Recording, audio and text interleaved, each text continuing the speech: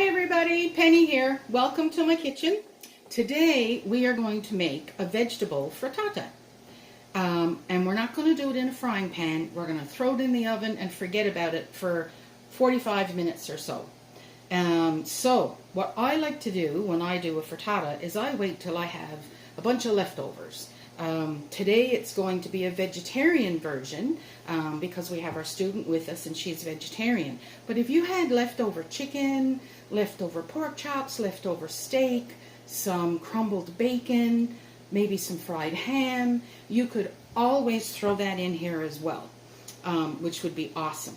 But today we're going to focus on vegetables and I'm going to use up leftovers. So the other night we had Chinese food. So I have leftover vegetables from the Chinese food. And I have just out of the freezer, just some mixed vegetables that I thawed in the microwave.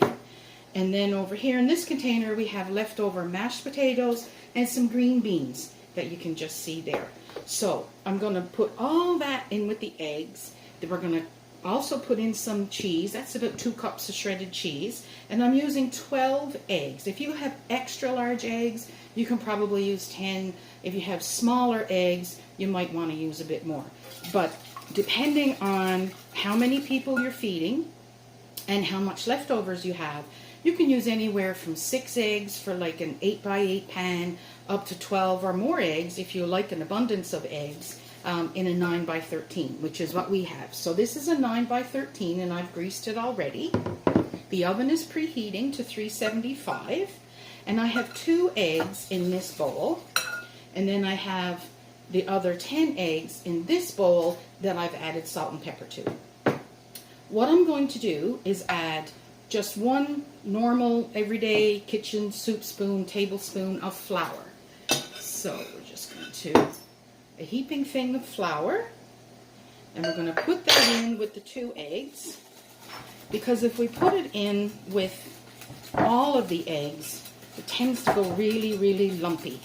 And all the flour does is help stabilize your frittata, so it helps strengthen it a bit so it's not so loose and eggy and even runny when it comes out of the oven. Now if you like your eggs to be really soft, you can leave this part out. But Barry doesn't like soft eggs. He likes his eggs burnt when he has fried eggs.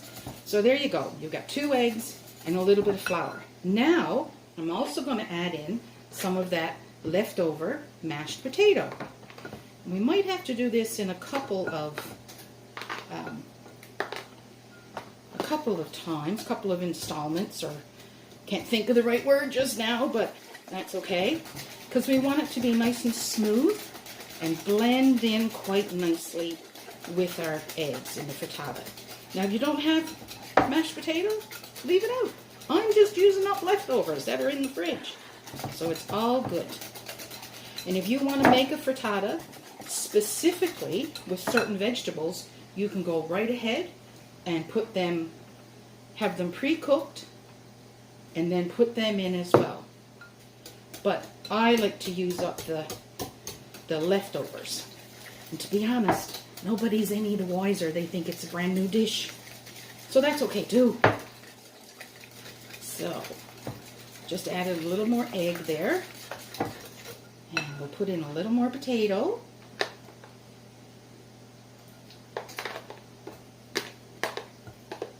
There we go. That's pretty much all of our potato, and 1 green bean snuck in there. And that's okay, because it's all going to go into one spot in a minute anyway. Oh, and a carrot. We have a mischievous carrot. So this is a great dish to do like on a Friday night after you've cooked all week. The oven's preheated. Or on a Saturday, you know, when you just want to look through the fridge and say, okay, what do I need to use up? That's a great dish for that as well. Okay, so the mashed potatoes aren't completely smooth into the egg, but the great majority of it is. So I'm just going to lay this aside for 1 minute. Then we are going to dump in our leftover green beans. There we go. And then I'm also going to cut up the leftover Chinese food. And this has got the broccoli and the carrots and the bamboo shoots and peppers and all kinds of stuff in there. So whatever vegetables you like is what you put in. Whatever cheese you like is what you put in.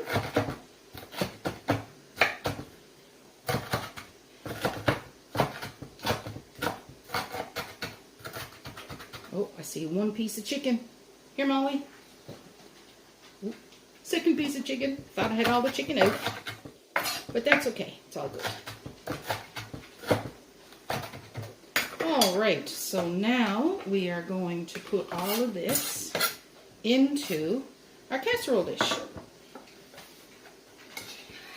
which, like I said, has already been greased.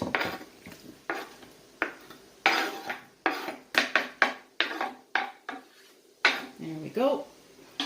Just lay that aside. Use our spoon to spread it all around evenly, as you can, you know. Then we're going to take our mixed vegetables, which were just frozen in the freezer, and put those in as well. And spread those around. And then we are going to spread around our cheese all around. And Molly is also waiting for some cheese because she smells it. And she will definitely get some. There you go, there's Molly's portion. So there's our cheese. Now we'll get back to our eggs. And we just had a few eggs left in the side bowl there. So we'll get those all mixed in.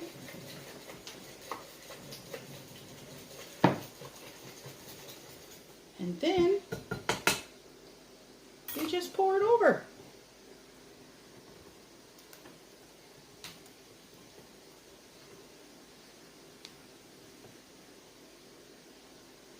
I'm going to spread it around just a little bit.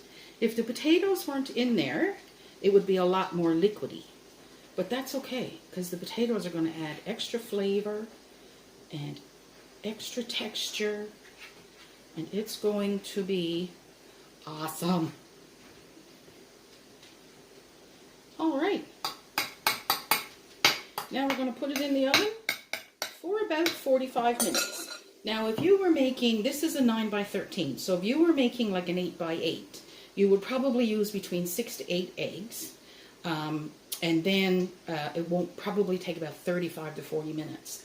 Also, what depends on the cooking time is the height of your dish. So if this dish was completely full to the top because I had all kinds of leftover vegetables, it would take longer to cook.